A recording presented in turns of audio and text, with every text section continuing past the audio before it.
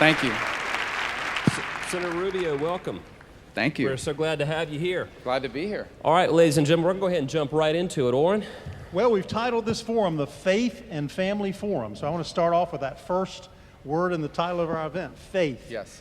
Tell us how your faith has influenced your life and driven you along your life's path. Yeah, well, faith is the most important influence in my life. And you know, a lot of times there's this talk out there about you should separate faith from politics. When you're running for president especially, you shouldn't do that.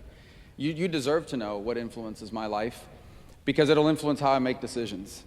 My faith teaches me that life on earth was humans were created to live in eternity with their Creator. But humans allowed sin to be introduced into the world. And so God had to become a man and come down and die for our sins to remove that and to give us the free gift of salvation. And so now we have the opportunity, thanks to that sacrifice, to be able to live in eternity with our Creator, who is going to return and judge in final judgment, and then is going to create a new heaven and a new earth where I'll be able to live in eternity as we were originally intended to do with our Creator. So that is what gives me perspective on everything that's happening. So whatever's in the news tonight or whatever happens tomorrow morning is not nearly as important as the ability to live for eternity. So, Senator Rubio, I've said it a number of times today that faith has become a taboo subject in modern American politics, whereas if you start talking about your faith or you even say the word faith, you say anything related to religion, all of a sudden people start to look at you funny. And I'm kind of offended by that notion because if you look at last summer, it was faith that united a nation and certainly united this state. In the wake of the massacre at Mother Emanuel Church, 9 families of 9 murdered victims stood there, and through faith and forgiveness, they forgave the murderer of their loved one. And that is partly the reason I believe that we didn't have a lot of the things that you see happening around the country. Where there were riots and chaos and things like that happening. So that faith united people around something common. My question, as president, what role would your faith play in breaking down the political, religious, racial, and economic divisions that divide so many Americans today? Well, first of all, I had an opportunity to visit Mother Emanuel after that incident happened. And let me just tell you that it is an example of letting your light shine on the world. If you think about that happening in another community, what could have happened, the violence that could have ensued, the division, they lived their faith in an extraordinary example. Because your faith, your faith also, we're ambassadors of Christ. In essence, sometimes you may meet someone and the only thing they know about Christianity is you. You're a Christian and how you behave or what you do is what indicates to them what Christianity is all about. And I cannot tell you what an extraordinary impact it had on people across this country to see someone who had just gone through this brutal, horrifying tragedy be able to forgive. The second thing I would say is anyone who ignores the role of our faith in the foundation of our country doesn't understand history. So I'm motivated by that, and I will be as President of the United States. Let's start with this. What is this country founded on? It is not founded on a political principle. America was founded on a powerful spiritual principle. Here's the principle. It's a truth. Your rights do not come from government. Your rights don't come from your leaders. Your rights don't even come from the Constitution. Your rights come from God. So, you cannot be a nation founded on the belief that your rights come from God if you do not recognize God. And so, of course, our faith has to be a part of our conversation. And then what is the influence that our faith has had on our culture? Well, I'll give you an example. Why are Americans the most generous people in the world? It is not because of the 60% tax write-off on charitable deductions in the tax code. We are the most charitable people in the world. We volunteer time, resources, and money, not just for people in this country, but people around this planet, because our faith teaches us that in order to serve the Lord, we have to serve each other, and especially those who are facing hardships, to feed the hungry, to clothe the naked, to house the homeless. Our faith commands us to do that. And so when people say you should leave your faith out of your politics, I would say you better hope that that faith I just described to you influences your political leaders, because it teaches us to love one another, to forgive your enemies, and most important of all, to care for those who are less fortunate. Thank you, Senator. I want to turn to the Supreme Court and your judicial philosophy. I'm going to ask you a question in just a few seconds. I'm sure many people in here would be curious, knowing that there are 9 Supreme Court justices on the Supreme Court. Are there any that you admire, that you would hold up as a model? And I would like for you to answer that in 2 seconds. The other one is, are there any recent decisions that you vehemently agree with, and why? you can answer those two questions in this one. What kind of people would you want to put on the court, knowing that 4 of the Supreme Court justices were born in the 1930s, and the next president could choose nearly half the Supreme Court in the next term? Well, the first and the third question are related. If you look at Justice Thomas and Justice Scalia, I wish we had 9 of them sitting instead of only 2. The Hobby Lobby decision, which recently found that, in fact, even those in business are allowed to live out the teachings of their faith and not be compelled by government to violate their conscience, is a decision that I agree with, and of course there's a bunch that I disagree with, but that one is important in terms of understanding that religious liberty is not simply the right to believe anything you want. That's a part of it. But people say it's a right to believe. It's not just a right to believe everything you want. It is the right to live out your faith. In essence, to never be personally compelled to violate your conscience or the teaching of your faith. That is a critical component of that right. And I want justices, and by the way, an attorney general and a Justice Department that will protect the right of every American to live out the teachings of their faith in every single aspect of their lives. This Obergefell decision has just sent shockwaves throughout the church and Christian ministries, and is a pattern of some of the decisions that we've had, but it's really the worst in the threat to religious freedom that it represents. In response, some members of Congress have drafted the First Amendment Defense Act to push back against the threats to religious freedom that would include manipulation by the federal government through its regulatory arms. Would you make such an act a priority to do in your first 100 days as president? Yeah, we're going to absolutely, and anything else that we can do to protect the religious liberties of all Americans. In essence, we're not going to turn the IRS, for example, into an agency that now begins to target people's not-for-profit status because of what they teach or what they believe in. This may sound outside the realm of possibility to a lot of people. I don't believe that it is. You have now reached the point where if you disagree with people, for example, on the definition of marriage, they call you a hater and a bigot. Now, what's the next step? Once you define that as hate speech, you've defined Christianity as hateful, and then you can foresee how that can apply to tax policy and all sorts of things. The other thing I would say is this decision that you just mentioned, I always mispronounce the name, but it's the same-sex marriage decision. If you look at Scalia's dissent, I think he perfectly describes what a ridiculous decision it is. They are, in essence, arguing that these justices, these 5 justices that voted in favor of that decision, have discovered a hidden constitutional right that over 2 centuries of jurisprudence somehow missed. But now all of a sudden they found this hidden constitutional right, and it is an example to you of what the left has done to this country. They can't get these things done legislatively, so they either have to do it administratively through executive orders or through the judiciary. And one of the problems we've had in the center-right movement and the conservative movement is we have not been willing to fight as hard for our nominees as they have been willing to fight for their nominees. That will change when I'm President of the United States. You mentioned Hobby Lobby case, which, as you can see, I have on my notes to talk about, and you've already talked about it, but that begs the other issue. Oftentimes, people always invoke in the public square this constitutional separation, wall of separation between church and state, Jeffersonian, that it's somehow out of the Constitution. And for those who've walked in the last hour, I mentioned this earlier, you cannot find that anywhere in the Constitution. And you talked about how Supreme Court justices oftentimes miss the ball here. That was out of a 1947 case. Justice Hugo Black's quoting Thomas Jefferson in 1802 and completely took the quote out of context. So the Hobby Lobby case was another case that you mentioned, allowing people to practice their faith in concert with how they run their business. But also the town of Greece, which is another one, which is basically we had to fight to even have an invocation at a local town hall meeting. What are your thoughts on that and where we're going as a country? Actually, on the town of Greece case is interesting. I led the effort in the Senate to submit an amicus brief to protect Senate prayer. And I actually sat in the hearing the Supreme Court met and heard oral arguments on that issue. I was there that day sitting in the audience to hear it because we wanted to protect the right of the Senate. We begin every morning in the Senate with prayer. Now, you may argue it's not working very well, but we're going to keep doing it. But maybe we should pray every hour is what should happen. But we have a great chaplain in the Senate, and he does a great job every morning of invoking prayer. But if you go back to the history of our country, and that's always been the case. And so we wanted to protect the right of political bodies to begin with prayer. And if you don't want to be a part of the prayer, you don't have to show up. You don't have to be there. No one's compelled to be there or part of that. I think the fundamental question goes back to the thing that I talked about at the beginning, and that is, in cases such as those, I'm glad that they went in the right direction. But this separation of church and state is, in fact, that term, that phraseology is not from the Constitution.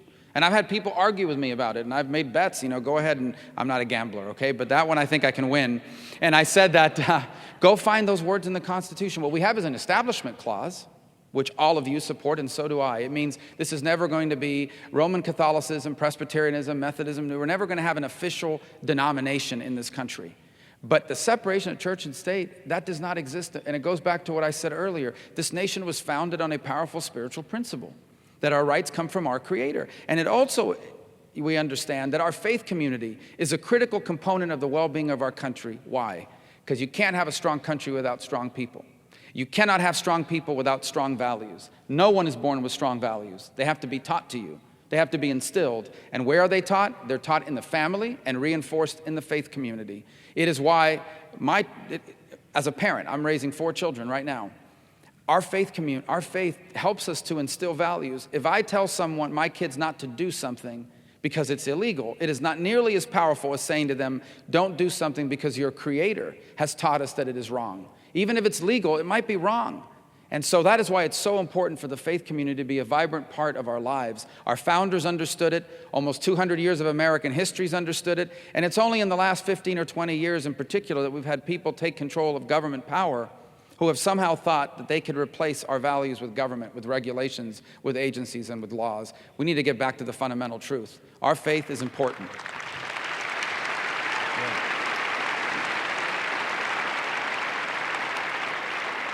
Senator, you referred to in the Obergefell decision as the court finding a right that wasn't there. Often we also have the situation where there are rights that are clearly in the Constitution that for some reason become doubted, and it's mystifying to me, but the Second Amendment seems pretty clear. You don't think it's referring to a state militia, do you? No. In fact, I believe, and I've said this, if Barack Obama could get rid of the Second Amendment, he would.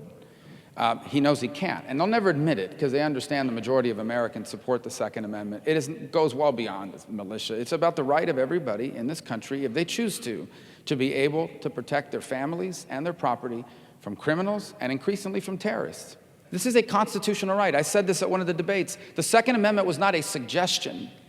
It was a right, and it is like the Second Amendment, which means it was pretty important when they wrote it in there. And so they do try to undermine it consistently. And they try to undermine it with laws that they argue if you don't support these laws, then you are in favor of gun violence. And here's what they ignore. Criminals don't care what laws you pass because by definition, they ignore the law. That's why they're called criminals. I will follow the law. If you pass a law, I may not agree with it, but I'm going to follow it, but criminals will not. And while they focus all of their attention on the gun aspect of it, they're ignoring the violence aspect of it. And what we really should be doing as a society is asking ourselves, why is there so much violence happening in America? I was personally touched by this a few weeks ago. In December of last year, I forget the exact date, it might have been December 28th, a young child was playing in the living room of his family's home when a thug, a 19-year-old punk, shot up the home and he was killed. That young child happened to be a teammate of my youngest son, Dominic. And I think the question we have to ask ourselves, and by the way, the reason why he shot up that house is because he had had a dispute with someone who lived there over a stolen gun, which means he wasn't buying his gun from a gun show or a gun shop. They were getting it in the black market like criminals always do. Here's the question for us as a society.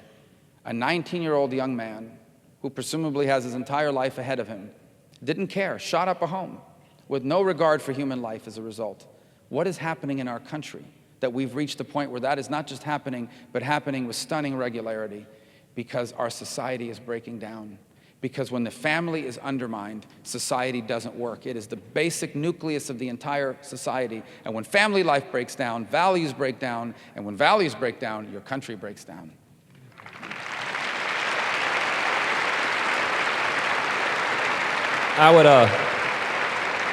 I've often referred to the Constitution as kind of a handbook on how to govern ourselves. And, it gives powers to the executive, legislative, and judicial branches through the various articles in the Constitution. And then if you go to the Bill of Rights, to the 10th Amendment, it says anything not listed are basically reserved to the states. Correct. I'm a strong 10th Amendment person.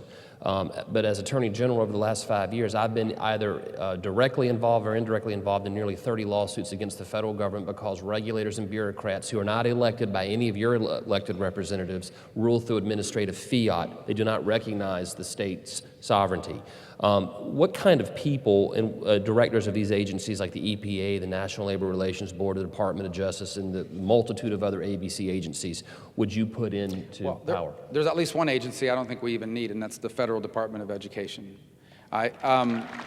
We don't need a national school board. We don't need a national school board. Student loans, Pell Grants, you can move that to Treasury. You've got these people sitting around all day in this office building at the Federal Department of Education imagining up ways that they can get control of our schools across this country. So we're going to get rid of the Department of Education. Now, what kind of agency heads? People that understand the federal government is supposed to be a limited government.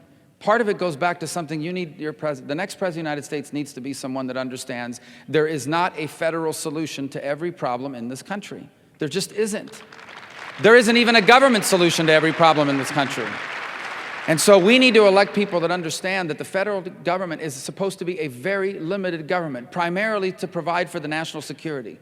That is the number one obligation of the federal government. The federal government's involved in all kinds of things it has no reason to be involved in. You know, our anti-poverty programs, I agree, we're always going to have a safety net in this country, but not as a way of life, not as a lifestyle. And that's why I believe that it should be turned over to the states. Transportation funding as well. So I'm looking for agency heads, people that understand that their role is to be very limited in their application of the law, that their job is to execute the law, not to reinterpret it or create law of their own. We're going to have a regulatory budget when I'm president that will limit how fast and how much regulations can grow, meaning if they want to add new regulations, they'll have to get rid of existing ones. We're going to have a regulatory system that keeps us safe. Our water is going to be clean and our air is going to be breathable, but we're not going to destroy the American economy and disadvantage ourselves in global competition when it comes to economics. And in terms of one of the most important agencies of all, the Justice Department, we are going to have an Attorney General that protects all Americans from discrimination, including Americans that hold traditional values.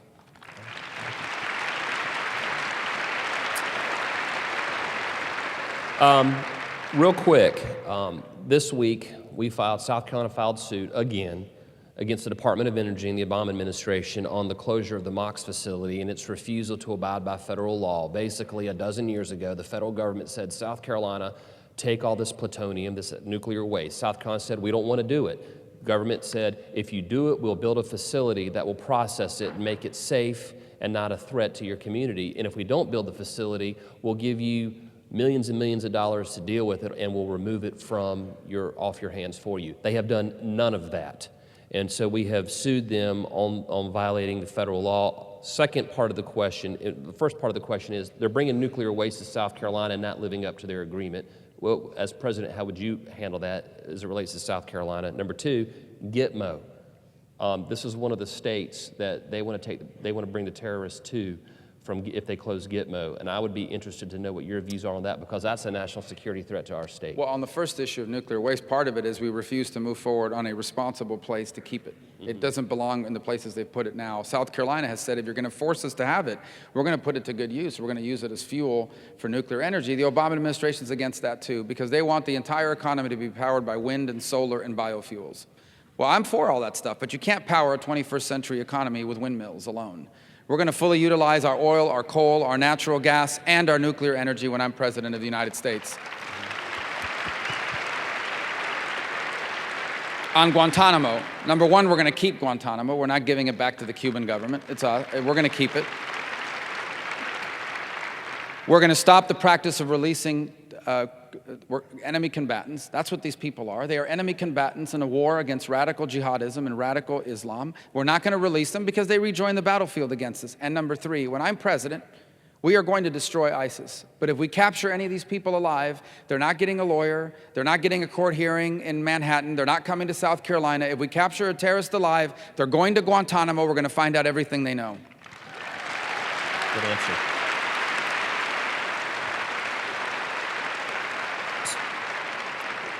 Last year, a little over a year ago, South Carolina joined 26 other states in challenging the president's executive action on immigration, which basically was kind of regulatory amnesty without going through Congress.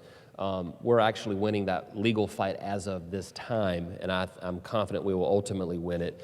But my question to you is, what would you do to solve or address the illegal immigration problem in the United States? Well, first of all, like any other policy, immigration policy has to be what's good for America and good for Americans. And when the world changes, your policy has to change with it. So what's good for America? Number one, keeping ISIS out of America is good, very good for America. And that means that we're going to have to be stricter than we've ever been about allowing people to enter the United States. Okay? We're going to have to be stricter than we've ever been. When I'm president, if we don't know who you are and we don't know why you're coming, you're not going to be able to come. And it's not discrimination. We just need to know who you are, given the fact that today you have radical terrorist groups that are using refugee crisis and, by the way, student visas, professor visas, doctors, and all kinds of things to get people into other countries. Number two, my parents were immigrants. My grandparents were immigrants. I've been raised in a community of immigrants. My wife's entire family are immigrants. And I'm tired of being told that securing our border and enforcing our law is anti-immigrant. It is not. It is what sovereign countries do. When I'm president, we will do that. Instead of hiring 20,000 new IRS agents, we're going to hire 20,000 new border agents. We're going to finish.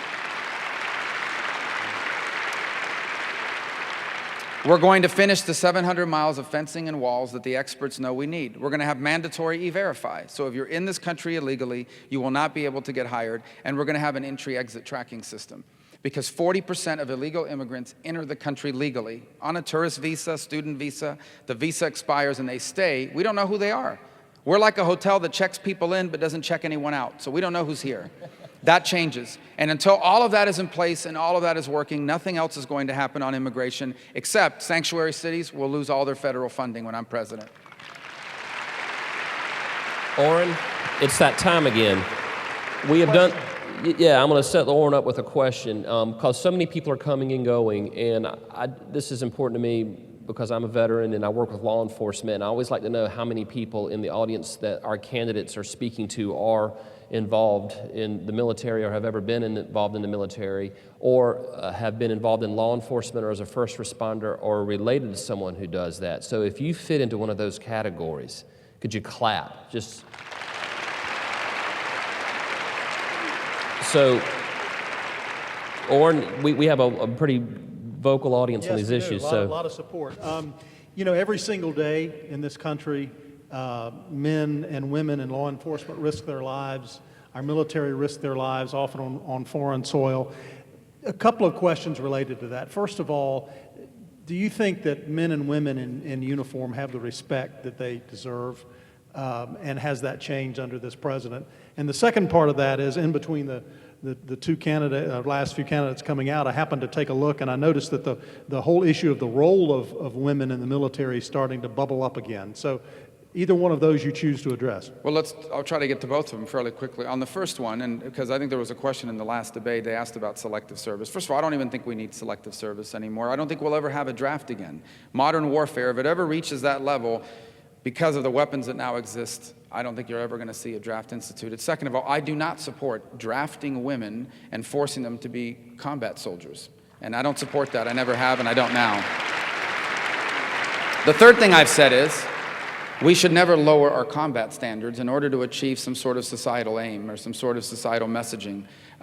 You have to be physically qualified. That's true for both genders in order to do the work. And fourth, I would say we need to recognize that today there are women in the military that may not be directly in combat but are serving basically combat-like roles that put their lives in danger, which leads to your first point. How are we treating our veterans and our men and women in uniform? Well, it's your actions, not your words.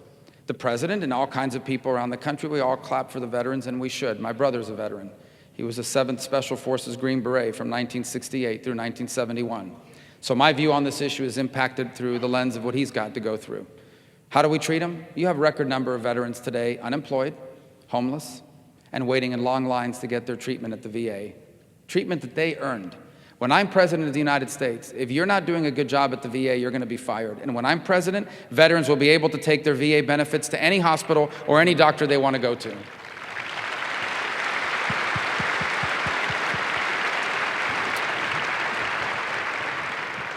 This may be the hardest question I have to ask you, at least from my perspective, because I haven't worked out exactly what the answer is yet. But a phrase that we use when we talk about our organization, Palmetto Family Council. By the way, we have a friend, common friend, in John Stemberger. Yes, sir. Who's He's a good director of the man. Florida Family Council. He is. Good old John, our common friend. But we talk about defending and strengthening families. Defending families often looks like legislation. We're for this, we're against that. But the strengthening of families, how do you do that? How does an organization do that? Is there a way that a president could do that? Could help strengthen families, the relationships between mother and father and children? Yeah, I mean, first, we shouldn't have any policies that are anti-family. And we do. We have a tax code today that doesn't just punish marriage, but punishes child formation. That's why I have an increase in the child tax credit. Because think about this for a moment. If you're a business and you take $1,000 and you invest it in a new piece of equipment, you're allowed to write that off on the tax code. But if you're a parent and take $1,000 of the money you earned, it's not a government check, because you're working and you invest it in your children, the tax code doesn't recognize it. The most important job any of us will ever have is the job of a parent, and our tax code should at least be pro-family, not anti-family.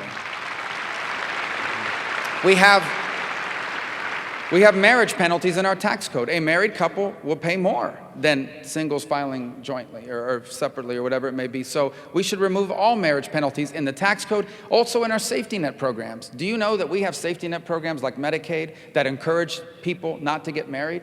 Because if they get married, their combined income costs them their government benefit. And so we're basically encouraging people not to get married. So we should get rid of any policies that are anti-family. Second, presidents have been willing to tell us, don't overeat. It causes obesity. Don't smoke. It causes cancer. There is nothing wrong with the president saying, be engaged in the lives of your children. Don't get divorced. Have strong families because it's good for your children, it's good for you, and it's good for America. And so there's nothing wrong with that. But ultimately, the job of raising our families is on us. It's what I said a few moments ago. Every challenge before America does not have a presidential solution or a government solution. The time has come for us to take responsibility in this country, to take responsibility for raising our children, to take responsibility for having strong families, to take responsibility for the community around us. This is why the faith community is so critical. It provides that support for people who are trying to do that.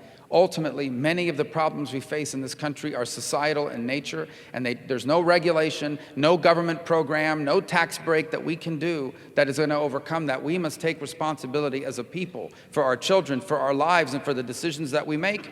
And that's why we need to ensure that we protect the institutions that help us instill and reinforce the values of marriage and family and respect for life and all sorts of other things that make us a stronger people and ultimately a stronger country.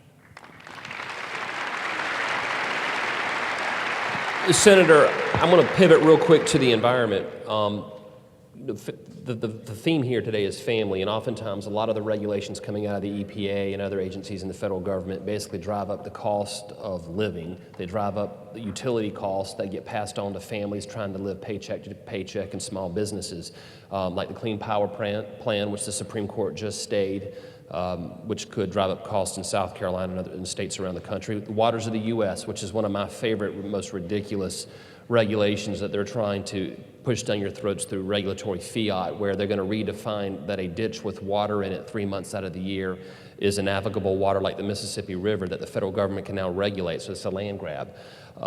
My question to you is, everybody here is a conservative, at least most of us are, and we believe in conserving the environment. If not, we're going to make them one, right? That's right. We're done here. That's right.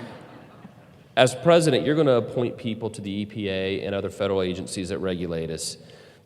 How, as president, would you balance the need to protect a livable environment with the reality of the cost of regulations on businesses and families? Yeah, so my family lives not just in the United States, but on the planet Earth. So I want our air to be breathable. I want our water to be clean. I want the medicine to be what the bottle says it is. There is a proper role for proper regulation and keeping us safe. But this is not what we're talking about here. We're talking about over-regulation. We are talking about what happens when a government bureaucrat decides, I'm going to create new regulations in order to justify my existence. We're going to create new regulations in order for us to have more power. And that's what those things are that you've just described. They do nothing for the environment. They really do not. But they do give more power to government. And they're part of a broader agenda. They're part of a broader agenda to expand the scope, the size, and the power of the federal government over our economy and ultimately over our lives. And so, who pays the price for these things? The Clean Power Plan Act. Utilities are guaranteed a profit under law. Not a big profit, but they're guaranteed a profit. They're protected from competition. So you only have one electric company in a community. If you raise the price of generating power, the utilities still get to make a profit. So what are they going to do? They're going to take that additional cost and they're going to pass it through higher utility bills, a higher electric bill, a higher heating bill. Okay, that may not be a big deal for a billionaire environmentalist activist in California. His mansion, $1,000 a month increase in his electric bill, he won't even notice. It's a big deal for a mom raising 2 kids on her own that her electric bill went up $30 or $40, because you know what $30 or $40 is? That's the difference between getting a new backpack this month or having to make the Spider-Man backpack with a hole in it work for another couple months. And if you're raising children, you know that those $30, $40, $50 a month is the difference between a new pair of shoes and not a new pair of shoes. And that's who's going to pay the price for this radical agenda that we're going to stop when I'm President of the United States.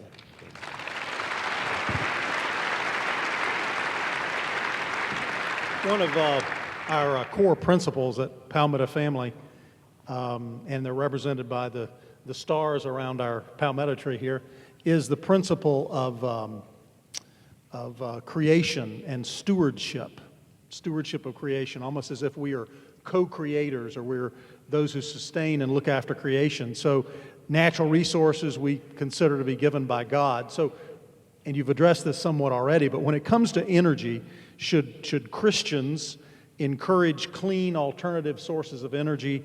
University of South Carolina has a hydrogen research facility, so hydrogen might be one. Hydrogen, solar, other forms of energy. First of all, there's no doubt that stewardship is a biblical principle found right in Genesis when God gave man dominion over the animals and the earth and how to farm from it and how to create food and how to, there's no doubt that is a biblical principle. And the answer is sure. I want America to lead the world in everything. Let's be number one in the world in solar and wind and biofuels and renewables, but let's also be number one in the use of clean coal. Let's also be number one, which we are and should continue to be, in nuclear energy, in the full utilization and responsible legislation of the natural gas that we've been blessed with. But how do you do that is the question. I think you do it through the American innovator, not through a big government mandate. If the American innovator does it, it is not going to be driven by exploration. It's going to be driven by innovation. It's going to be driven by advances in technology. It's not going to be driven by a government law that says you have to do it with today's technology. Because if you do it that way, now you've become globally uncompetitive. Now you've made America a more expensive place to do business, to create jobs, and to live. That is the price of big government. And we're not doing it that way when I'm President of the United States. We will pursue all of these things, but we will allow the private market and free enterprise and innovation to do it, not big government regulations handed out from Washington, D.C., or for that matter, from the United Nations.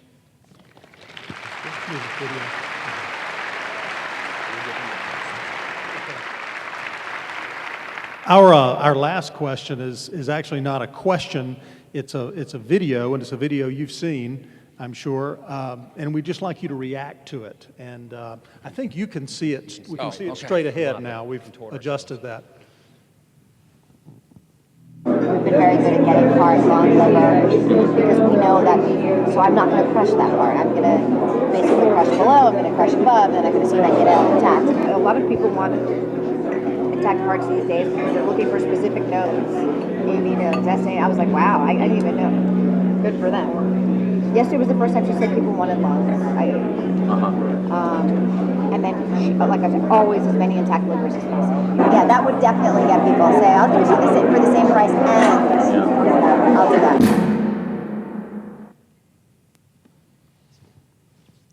Well, I mean, my reaction to it has been the same as the day I said. It's horrifying. It's horrifying. They're talking about a human being. They're talking about the body parts of an unborn human being being sold and being trafficked in. It's a horrifying practice, and that's why I believe Planned Parenthood, we should take their money away and give it to federally qualified health centers that don't do what Planned Parenthood does, but provides health care for women without these atrocious practices. I think the broader issue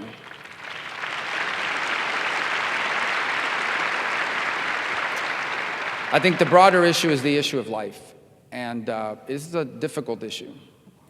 Because I recognize that if you have the story of a 16-year-old girl who faces an unexpected crisis pregnancy, it's scary.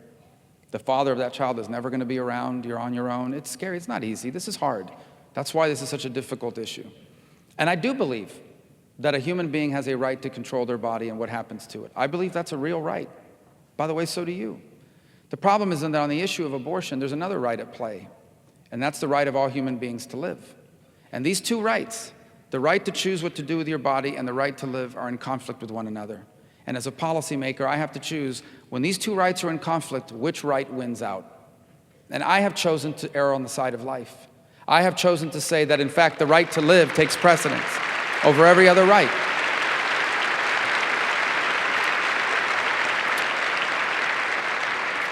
And I have committed myself to this principle so deeply that I've even been attacked in a Republican primary for being too pro-life.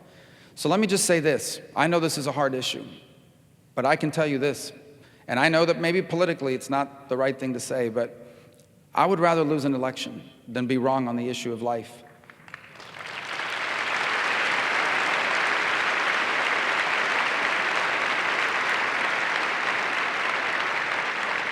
Senator, I would like to give you the next 5 to 10 minutes to go ahead, and we got a little bit of time, and you got a group of South Carolinians. I got through here. all your questions? You did. Oh, you did. But we want to give you the balance of the time to go ahead and talk to the citizens of our state who are going to be going to the polls in a few short days. You all right if I stand, or? You can do whatever you want. It's your stage, Senator. Well, first of all, I want to thank you, and I appreciate you all coming this morning. You have a big decision to make a week from tomorrow, if you haven't voted already, hopefully for me. But, you know, sometimes it's easy for someone who's always lived here their entire life, like me. I've lived in America my entire life, so I have no idea what life is like in any other country, other than what I hear. My parents knew what life was like in another country. My parents were born on the island of Cuba. My mom was one of 7 girls, actually 8 girls, because one of them died in infancy. And she was raised by parents, her father, my grandfather, was disabled by polio as a young child. He was one of 18 or 19 kids to a rural family. I know, that was their labor program. But they were sharecroppers, basically, in rural Cuba. And when he was 6 years old, he had polio. So he lost the use of one of his legs. And he struggled his whole life to provide for his family and for his children. My father didn't have it easy either. He was born in Havana, had a pretty nice childhood until about 4 days shy of his 9th birthday, his mother died, and he had to go work. At 9 years of age, my father had to stop going to school, and they went to work. He would work for the next 70 years of his life. In 1956, my parents came to the United States with my brother, then only 6 years old, in tow, and they had nothing. They didn't have any money. They didn't know anyone. They barely spoke any English. The lore in our family, the story is that the first words my father learned in English were spelled out on a little slip of paper phonetically. It said, "I'm looking for work," or "I'm looking for a job." And life in America was not an instant success. They struggled here too, but they persevered. You know that less than 10 years after my parents came here, my father at that point worked as a bartender at a hotel. My parents owned a home. It wasn't a big fancy home, but it was a home in a safe neighborhood. Years later, my parents would retire with dignity and with security, and the most important thing of all is my parents lived to see all 4 of their children have a life better than their own. Why is that so important to me? Because that story would not be possible in any other nation in the history of mankind. There's only one place on earth where that would have been possible, here in this exceptional nation, the United States of America. But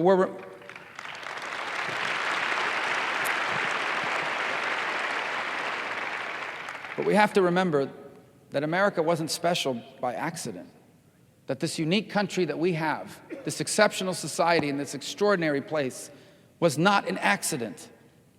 It is the result of over 2 centuries of hard work and sacrifice and difficult decisions and powerful principles. America is the result of what the people who came before us did. America is the result of the sacrifices your parents made for you and the sacrifices that your grandparents made for them. And so our future will be the result of what we do now. I always love coming onto a college campus, and I always love seeing so many young Americans. I've been with my family for the last 13 days. I have 4 children. My wife and I have been married 18 years this October, and we've been blessed with 4 wonderful children, 2 girls, Amanda, who's 15. She'll be 16 in April, she reminds me, and Daniela, who's 13, and then Anthony and Dominic, who are 10 and 8. And they've been traveling with me for the last 2 weeks, and every time I see them in the morning, it reminds me that this election is not just about the young people in this audience, but about them. You see, every election is important, but 2016 is a turning point. Historians will write about this election, and they will write that it was a turning point in the history of the most important and greatest country in the history of mankind. And what kind of turning point is what you have to decide. Because the road we are on right now is the road of decline. As a society, as a nation, as a government, we are on the road to decline. If the next 4 years look anything like the last 7 or 8 years, then I'm going to have to explain to my kids, and you're going to have to explain to yours, why we got to grow up in the greatest country in the world, and they did not. Why we got to grow up and inherit a special country, and they got something less. And if we do that, we'll be the first Americans that ever did that. We will become the first Americans in history that leave their kids worse off than themselves. That's what this election is about. And there are big differences between the other side and us. There are. Bernie Sanders is a socialist. Usually when you say that in politics, people deny it, or they say you're attacking them. He admits it, so at least he's honest about it. We don't want to be a socialist country. There are literally dozens of socialist countries in the world. If you want to live in a socialist country, move to a socialist country. We want to be America.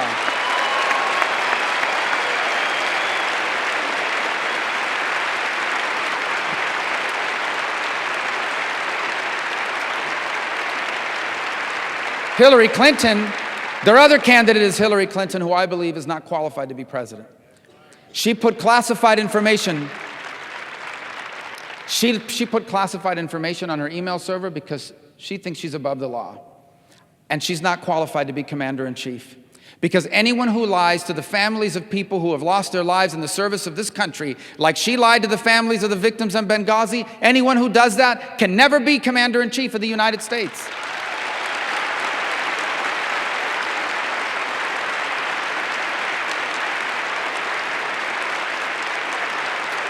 So we have to win this election. We, meaning those of us who want America to remain the greatest nation on earth. Because if we lose, it's not just that we lost an election, we've lost the future. If we lose, Barack Obama's Obamacare becomes permanent. If we lose, the next president of the United States will appoint up to 3 or 4 Supreme Court justices who will continue to undermine the Constitution. If we lose, all those unconstitutional executive orders become permanent. If we lose, our relationship with Israel continues to erode. If we lose, our military keeps getting gutted. The price is too high. We cannot lose. We must win this election so that we can remain a special country. A special country morally, a special country internationally, and a special country here at home. There are a lot of things that make this country special. The one I want to close with is this, and that's one I began with. You know that every country in the world has rich people? You can go to the poorest country in the world and they have rich people. And there's nothing wrong with being rich. In America, we are 5% of the world's population. We have 40% of the world's millionaires. And the vast majority of them earned that money. They didn't inherit it. But that's not what makes us special. What makes us special is that here in America, we have millions of people that know they're never going to get rich. When you decide that you're going to pastor a church, or you're going to be a firefighter, or a police officer, or a nurse, or a school teacher, you know you're not going to make millions doing that work. You just want to make enough to be able to provide for your family, to be able to retire with dignity, to give your kids the chance to be even better off than yourself, and you want to have the freedom to live out every aspect of your life, your faith, and your teachings. The fact that that's been possible here for millions of people, that is one of the things that makes us so special. And we're going to lose it if we keep doing what we're doing now. And so this election is critically important. You have a lot of good people running. I know people will say things about each other in this campaign. It happens. I don't dislike any of them. They're all good people. I'm just asking you to vote for me because no one running is more passionate about this. You see, we can't just manage our way out of this. It's not enough to just say, over the next 4 years, we're going to do a better job of managing the American government. The damage that's been done is too extensive. Our next president must be someone that can inspire us to re-embrace the principles that made us special to begin with. Our next president must be someone that can grow the number of people who believe in these things, that take our message to people that today don't vote for people like me, who can take the message of limited government, free enterprise, traditional values, and a strong national defense to people who for the last 20 years perhaps haven't voted for people like me because they don't think we care about them, because the other side has convinced them that we don't care about them. We have to unify those who agree, but we have to grow it. Because if we don't, we lose elections. And if we lose elections, we lose the future.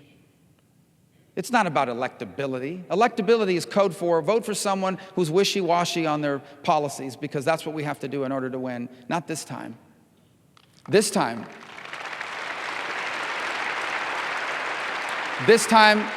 if you vote for me, you will have a chance to elect someone who is as conservative and as committed to conservatism as anyone in this race, but someone who can grow this movement. Someone who can take our message to people that haven't listened to us before. And as a result, someone that can unify our country. Unifying our country does not mean we're going to agree on everything, because we never will. Unify our country means having a president that doesn't pit us against each other, especially in order to win an election.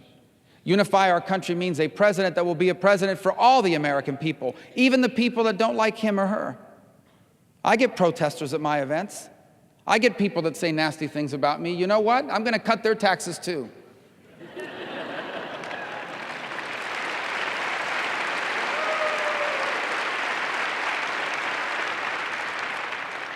Because this is not just a special country, this is a blessed country. America's been blessed.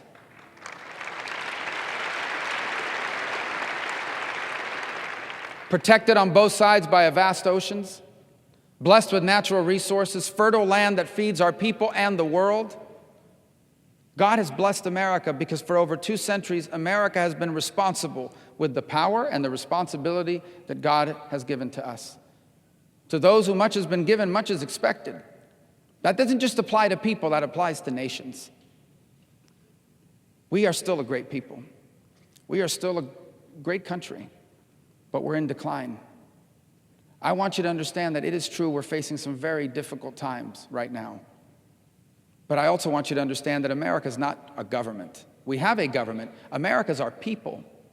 America are the people that wake up every morning and volunteer in the community and raise their children and run their businesses and go to work. That's America. America are the faith-based organizations that are helping people recover from addiction. America are the people that I ran into on Thanksgiving night, handing out Thanksgiving dinner to the homeless on their own, not as part of any other organization. That's America. America and our people, we are a strong people. We just have a weak president. And we're going to change that in 2016. And I'm asking you for your vote, because if you vote for me, I will unify this movement and I will grow it. And we will win this election. And when our work is done, the 21st century has a chance to be the greatest era in our history. The American dream won't just survive. It has a chance to reach more people and change more lives than ever before. And history will say that we too did our part. That like the Americans that came before us, we confronted our challenges, we embraced our opportunities. And because we did, our children became the freest, the most prosperous Americans that ever lived. And the 21st century will forever be known also as a new American century. Thank you for having me. God bless you. Great job. Thank you.